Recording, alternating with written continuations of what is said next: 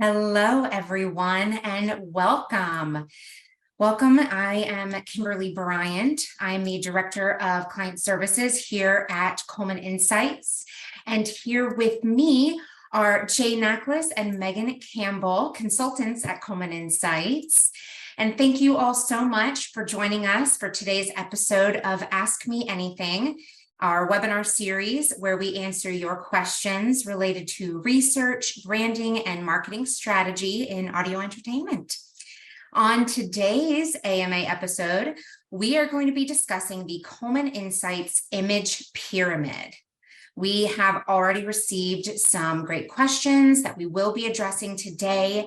However, please feel free to use the chat to ask any additional questions that you may have, and we will try and address those afterwards before we end. All right, well, let's get started.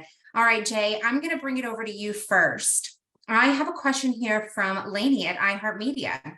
Do you think that the past few years have caused any shifts in the relative value of various layers of the image pyramid? Oh, very good question, Lainey. Thank you for that question. Hey, Kim, can you show the image pyramid for? Yeah, absolutely. Let me pull that up for you here. I think it would be helpful, especially for those that have not seen the image pyramid, since we're going to be talking about that today, to just give you a quick tour about what this is about. So our founder, John Coleman, designed this, and it was from years of learning through research projects and studies of radio stations that the most successful stations are built on a hierarchy of images. And the most successful stations are built, you see the most important layers there at the bottom, that's why it's the largest layer. And it's a station's bass music or talk position. So, you know, that a listener could clearly define that's the rock station, that's the hit music station, that's the sports station. And once you've developed that imagery, then you can go up the pyramid with other layers. And you can see them there: personality, specialty programming, contest, marketing, news, and community. And those are all really important. They add brand depth. And so the most successful stations both have that base position, and then they've added layers of the pyramid. So let me answer your question, Lainey. I'm going to sound like I'm chickening out when I answer this. Yes and no. Because first of all, I think thinking about the different layers of the pyramid and whether or not priorities have changed, for sure, one of the questions that comes up of late is that personality layer of the pyramid. Has personality become more important because now music as a utility is available everywhere, right? I can get it on my smart speaker and on DSPs. And so is personality really important to cut through and differentiate? And the answer there is, of course, yes. It's more important than ever. Agree. But the question of whether or not personality should be at the base of the pyramid, not so sure about that. One example I was thinking about with this question was a study that we recently did. We did a public study that's on our website for Now Radio in Edmonton. And this is a format that's sometimes referred to as social FM that maybe you've heard about. It's got a lot of buzz, where some really big ratings. At its core, it's a hot AC format, but it's personality forward. But the interesting thing to me, there were a few interesting things about that study, but one of the things was that the P1s of that radio station really get the personality element, and they talk about conversation above music. But the broader cume of the radio station thinks of it first as a music station, not a personality station. And that's what brings in the big tent. So again, going back to that image pyramid, what brings people in? The base position, the big image. And then the other layers, once people get to know you and they get to know the personalities, it becomes easier to develop. So I would still contend that if you had two radio stations next to each other and they both had great personalities and one had a clearly defined base position and the other one didn't, the one with the clearly defined position would win. Yeah, thank you, Jay. Meghan, I'm going to bring it over to you. I have a question from Spiros at Hit Radio in Greece. Is a radio station's image something that takes time to build, or can a station launch or rebrand be properly prepared to win images faster? Images certainly take a long time to build. We often say that images grow and fade at glacial speeds. We may see a huge change in a client's market as far as welcoming a new format or a new competitor, or even losing a competitor. And we anticipate, big disruptions as far as images and ratings. And while we may see some behavioral changes in the short term, people sampling a new station, maybe our QM growing because of loss of a competitor, it can actually take years before established images change significantly. But if you're launching a new station or planning a rebrand, there are certainly some things you can do to help win images faster. I would just make sure that your on-air messaging is very clear. If you want a specific image, use that to guide your decisions around your station name or slogan, and make sure you're repeating those messages often. We always encourage consistency and repetition, and don't let yourself get 6 months in and decide to shake things up because you aren't seeing traction in the ratings. Oftentimes, people deviate too quickly, and they just don't let the audience, they don't give them enough time to really connect with your slogan, with those images you're trying to grow. So be patient. I know it's tough. Just be consistent, repeat those messages often. And also make sure you're planning for advertising and marketing. It has to be a part of these efforts, and you're not going to be successful without it. There are too many entertainment options out there. Gone are the days of people flipping across the dial looking for a new station. But your efforts don't have to be traditional. They don't have to be super expensive. Don't think it has to be TV or outdoor. Your audience is on social. They are being exposed to new brands on TikTok and YouTube and Instagram and other social avenues. And these things can help get your message out to a lot of people quickly, and they can be fairly cheap or even free. You just have to use a little bit of creativity. Yeah, definitely. All right, Jay, bringing it back to you. Brian from KZIA wants to know, when is the base layer strong enough to work on the other layers? Other than good hiring, how do you strengthen the personality layer? Well, Brian, you played right into my hand in the first part of the question. Yeah. You do research.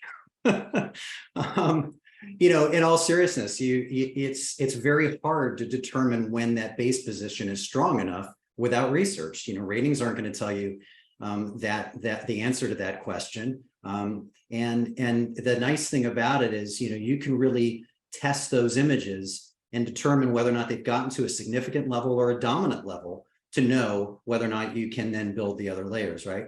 So KZIA, I actually know this station. This is a station in Cedar Rapids, Iowa. And I've listened to this station because they're doing a couple of really interesting things. First of all, they have local talent, and they have a personality forward morning show, but in the afternoons, they have a show hosted by two women.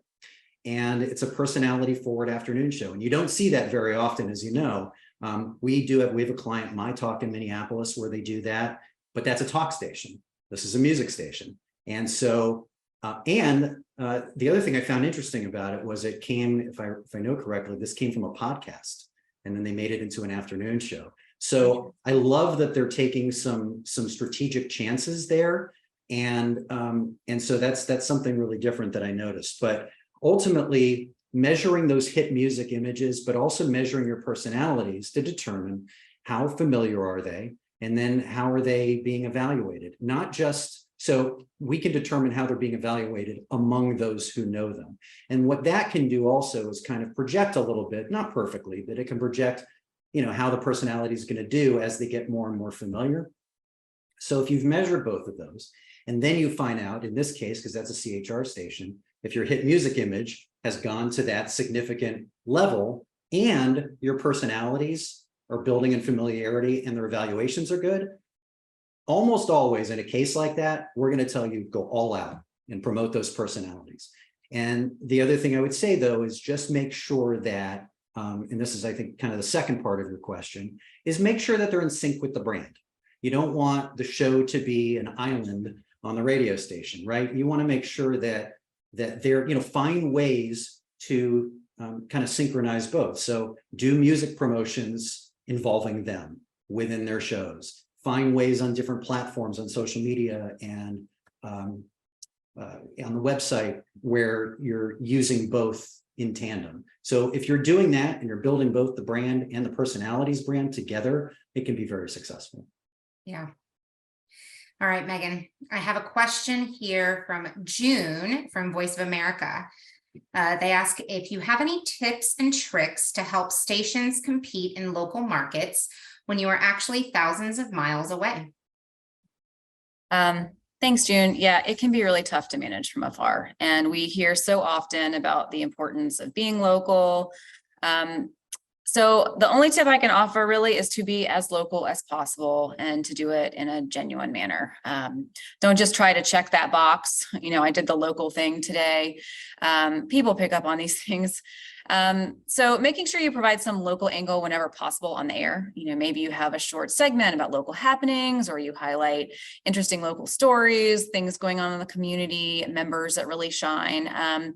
You could even do this in partnership with a local organization, maybe that needs, you know, some marketing of their own. And even if you can't be physically present out and about in the community, make sure your logo is. People need to see you locally to build that image. It's always better when you can do it with a person and a handshake and a conversation. But if not, make sure your logo is present so people see you there. And on the flip side of that, sometimes being local isn't as big of a differentiator as you think it is. You know, sometimes in our strategic studies, we'll talk to our clients ahead of time, and they may say, we're the local guys, we're live and local. That other station is just a jukebox, you know, they're just piping it in. So we measure those images in our research, and we'll test, you know, what's the local station, who's live and local, who has local DJs, that, you know, what's happening around town. And in the end, we don't see those images being all that different between those two stations, even though one is clearly live and local and one isn't. And certainly there are differences market by market and station by station. But I just say that so you can know that you can still be successful without being hyper local. But you do have to pay attention where you can and insert that local element. Yeah, definitely. Meghan, I'm actually going to bring it back to you. Terry at WHFC. How does the image pyramid apply to college or public radio stations? Thank you, Terry. That's actually a great question. The image pyramid certainly applies to college stations and public radio stations. These stations generally have lower awareness and usage than many commercial stations, but they tend to have a very passionate audience. So your biggest goal should certainly be to establish your base position, as Jay showed earlier, whether it's a talk position or a music position. Most of your marketing, in at least the greater community, should be about that base position, because we want as many people as possible to be able to describe your station in those terms, and for them to think of you when they hear about, you know, the talk station, you know, the alt station. But due to lower awareness and the budget constraints that many of these stations face, you might not be able to go beyond the bottom of the pyramid, at least in a market-wide effort.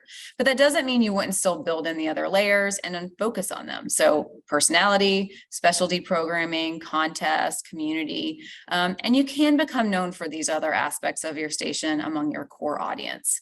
When we conduct our plan developers, we usually look at a station's images overall across the greater market, among their weekly cumulative listeners, and then among their P1s, just to get an idea of how deeply these different audience groups are connecting with the station. So you can still use the pyramid to guide you in this way. Yeah, definitely. Well, we do have time for one more question. Jay, do you think that the image pyramid only applies to radio, or can it apply to other media as well?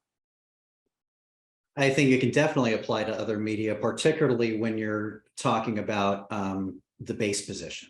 Everybody needs a strong base image that they're thinking of your brand for, right? So it's funny. I watched a show called Forensic Files. And years ago, I think it was on one channel, and then they moved it to HLN, which stands for Headline News, you know, and they would have news, and then all of a sudden you'd have a Forensic Files marathon. Well, recently they moved it to ID Discovery. Fortunately, my DVR picked it up automatically, but, you know, I couldn't help but think, well, that makes sense, because you have other shows about forensic stuff on there. Now we have a brand that's in sync with the content.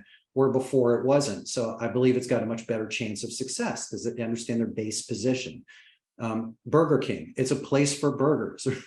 If they suddenly loaded up the menu with fish sandwiches and called it Fish King, it would be very confusing for people. So you've just got to have a strong base position. And then it may not be the same exact layers of the pyramid as it is for radio stations, but the point of depth in building other layers that build loyalty and brand depth are crucial and important, just like radio with other industries.